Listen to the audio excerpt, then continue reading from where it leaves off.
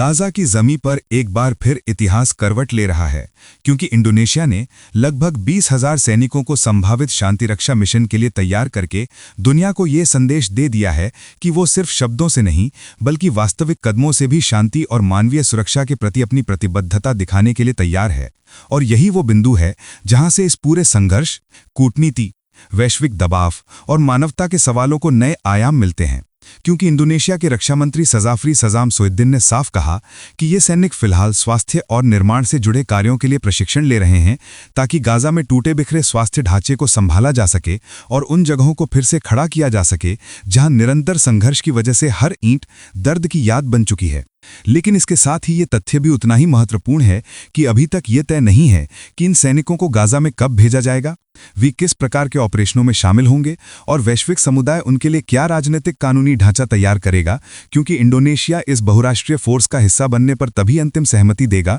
जब संयुक्त राष्ट्र या किसी अन्य वैध अंतर्राष्ट्रीय ढांचे की मंजूरी स्पष्ट रूप से सामने आएगी। और इसी समीकरण में आता है वो बड़ा भू राजनीतिक संवाद, जिसमें अमेरिका, इंडोनेशिया, अजरबैजान, मिस्र और कतर जैसे देश शामिल हैं। क्योंकि वॉशिंगटन द्वारा जिस प्रारूप रिपोर्ट का जिक्र खबरों में हुआ है, उसमें गाजा में स्थिरता लाने के लिए एक ऐसी बहुराष्ट्रीय टीम का खाका शामिल है जो सीमाओं की सुरक्षा, नागरिकों की हिफाजत, राहत आपूर्ति, महत्वपूर्ण संस्थागत संरचनाओं का पुनर्निर्माण और एक प्रशिक्षित फिलिस्तीनी पुलिस बल के विकास जैसे संवेदनशील क्षेत्रों में सहयोग दे सके। और ये बिल्कुल स्पष्ट है कि किसी भी शांति रक्षा शक्ति को उन सिद्धांतों पर ही चलना होगा जिनमें प्राथमिकता हमेशा नागरिकों की सुरक्षा, निष्पक्षता और मानवीय सिद्धांतों को दी जाती है। इसी बीच इंडोनेशिया के राष्ट्रपति प्राबोवो और जॉर्डन के किंग अब्दुल्ला की मुलाकात भी इस कहानी में एक नई लाइन जोड़ती है। क्योंकि दोनों नेता, जो फिलिस्तीन प्रश्न पर लंबे समय से मानवीय समाधान की वकालत करते आए हैं, अमेरिका द्वारा सुझाए गए रास्तों पर विचार कर रहे हैं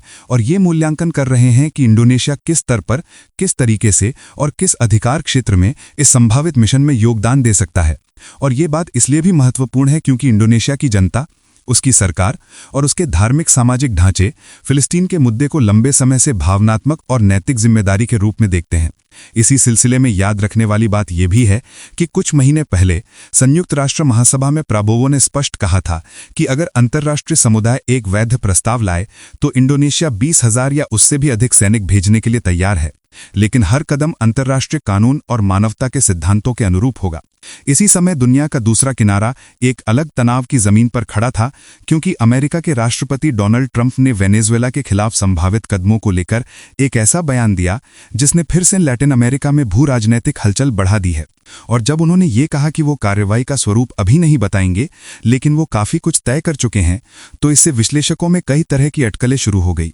क्योंकि अमेरिका ने हाल के महीनों में दक्षिण अमेरिका में सक्रिय कई जहाजों पर हमले किए थे जिन पर मादक पदार्थों की तस्करी का आरोप था। हालांकि रिपोर्टों में इस बात का भी जिक्र आया कि इन जहाज़ों के खिलाफ प्रत्यक्ष प्रमाण नहीं दिखाया गया और इन हमलों में कई लोगों की जान भी गई। इसी माहौल में अमेरिका के रक्षा सचिव पीट हेगसेथ में ऑपरेशन साउदर्न स्पीयर की घोषणा की, जिसका मकसद अमेरिकी बयान के अनुसार ड्रग तस्करी नेटवर्क को निष्क्रिय करना है। लेकिन वेनेजुएला का ये कहना है कि ये हस्तक्षेप उनकी संप्रभुता के खिलाफ हो रहा है और इसीलिए उन्होंने सेना और नागरिक मिलिशियाओं को बड़े पैमाने पर संगठित करना शुरू कर दिया है। इसी भू राजनीतिक तनाव के समानांतर चल रही है वेनेजुएला के राष्ट्रपति निकोलास मदुरो की वो आवाज जो फिलिस्तीनी स्वतंत्रता दिवस पर पूरी दुनिया में गूंज उठी, जब उन्होंने फिलिस्तीन मुद्दे को सबसे पवित्र संघर्ष कहा और ये दोहराया कि वेनेजुएला फिलिस्तीनी अधिकारों और एक स्वतंत्र फिलिस्तीनी राज्य की स्थापना के लिए हमेशा खड़ा रहेगा। और ये बयान केवल राजनीतिक घोषणा नहीं था, बल्कि उस लंबे ऐतिहासिक रुख का हिस्सा था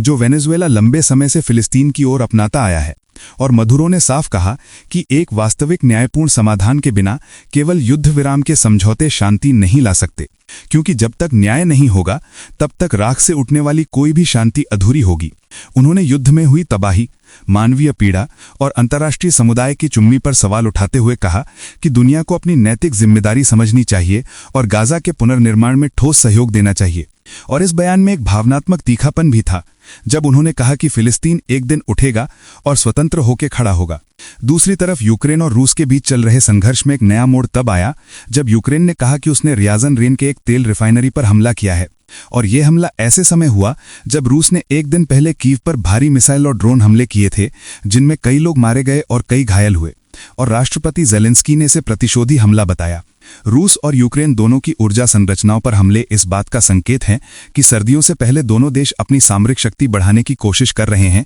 क्योंकि ऊर्जा ढांचे पर वार सीधे जैविक जीवन को प्रभावित करता है और युद्ध को नई दिशा दे सकता है। इसी बीच यूक्रेन की राष्ट्रीय ऊर्जा कंपनी ने लोड शेडिंग लागू करने की घोषणा की, क्योंकि हालिया हमलों ने कई अहम संरचनाओं को नुकसान पहुंचाया है। इस पूरे परिदृश्य को समझने के लिए जरूरी है कि हम ये देखें कि गाजा का संकट, वेनेजुएला अमेरिका तनाव, रूस यूक्रेन युद्ध और वैश्विक कूटनीतिक हलचलें एक दूसरे से कितनी जुड़ी हुई हैं, क्योंकि दुनिया अब ऐसी स्थिति में है जहां किसी एक क्षेत्र में अस्थिरता का असर केवल उस जगह तक सीमित नहीं रहता, बल्कि पूरी वैश्विक राजनीतिक हवा को प्रभावित करता है। और इंडोनेशिया जैसे देशों की भूमिका ये दिखाती है कि उभरती शक्तियां अब केवल दर्शक नहीं बनना चाहती, बल्कि वो वैश्विक शांति और मानवीय सहयोग में सक्रिय भागीदारी चाहती हैं। ये कहानी केवल अंतर्राष्ट्रीय राजनीति की नहीं है, ये इंसानों की कहानी है, टूटे शहरों की कहानी है, उन परिवारों की कहानी है जिनका हर दिन संघर्ष से भरा है। और ये कहानी दुनिया को ये याद दिलाती है कि किसी भी राष्ट्र की शक्ति उसके हथियारों में नहीं, बल्कि उसके निर्णयों में होती है। और जब दुनिया मिलकर शांति की कोशिश करती है,